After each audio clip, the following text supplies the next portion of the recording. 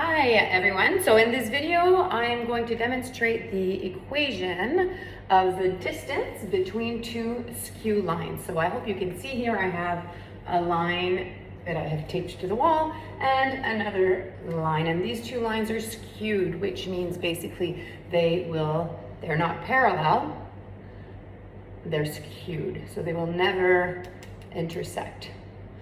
Okay, so if I want to find the distance between these two lines, essentially what I want to find is this perpendicular, the distance of the line that's perpendicular to both.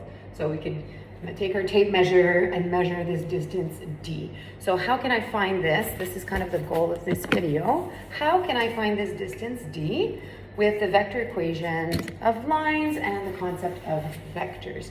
So again, I hope you can see my board here. What we're trying to find is how are we going to find this equation for this distance D. Okay, so how are we going to find this equation for the distance D? Now, let's get started. So the first thing we want to do is define so let me remove this distance D for now. We know that that's what we're looking for. Now, how can I define the vector equation of a plane? As we know, we need a point and a direction vector. So I'm going to call my point P1, and I'm going to place this on my line 1. So I have a point on line 1, and I also have a point on line 2, and then I need a direction vector on line 1, as we know. So I can put it anywhere, because vectors, as long as we don't change their directions, we can move them along in space.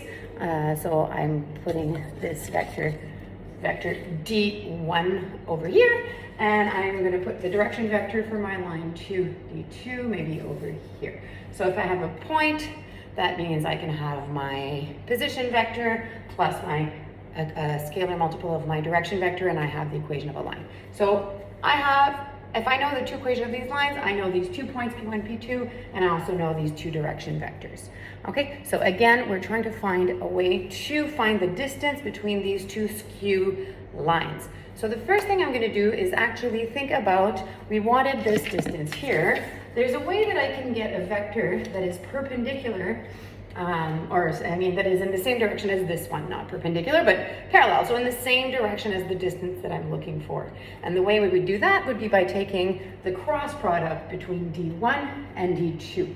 Okay, so if we remember, I can move these vectors around in space as long as I don't change their orientation. So this vector D2, if I bring him over here, we can see, and then using the right hand rule, I can see that D1, right hand, D1 times D2 will give me a vector perpendicular to both vectors. Okay, so when I take the cross product of D1 and D2, I get, let me get my normal vector, I get something in this direction. Okay, so that's kind of the first concept that we are looking at. Okay, so N, hopefully this guy stays. So this is my normal vector. Okay, the magnitude is not right. Remember what we want. We want an equation for D. The magnitude is not right, but I have something that is in the correct direction. Okay, so far what we found, I'll just write it down. So we found that the normal vector to vectors D1 and D2 is equal to so a normal vector would be equal to the cross product of D1 cross D2. So I found a normal vector.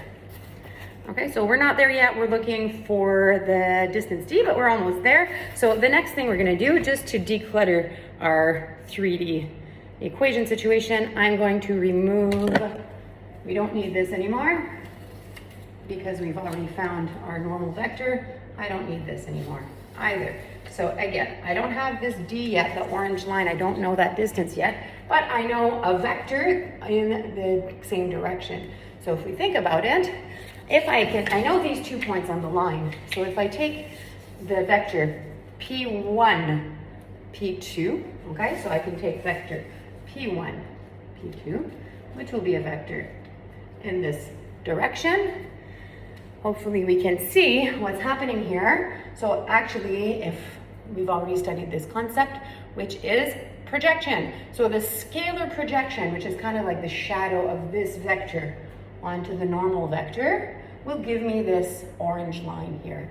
Okay, so that's what we're demonstrating here. So basically this orange line, so the distance between the two skewed line will be equal to the vector, so the scalar projection. Okay, we don't care about the direction, we just care about this distance d. So it'll be the scalar projection of, so I'm just going to write the magnitude of the projection. So it'll be the projection of vector p1, p2 onto vector n.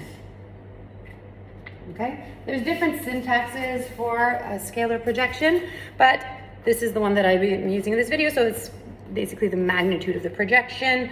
So projection of vector p1, p2 onto n. So what we're getting is this distance here. So if we remember the formula for the projection, which I'm not going to show in this video, but that comes from the dot product. But anyway, that's not the point of the video today, but the projection of p1, p2 onto vector n will be equal to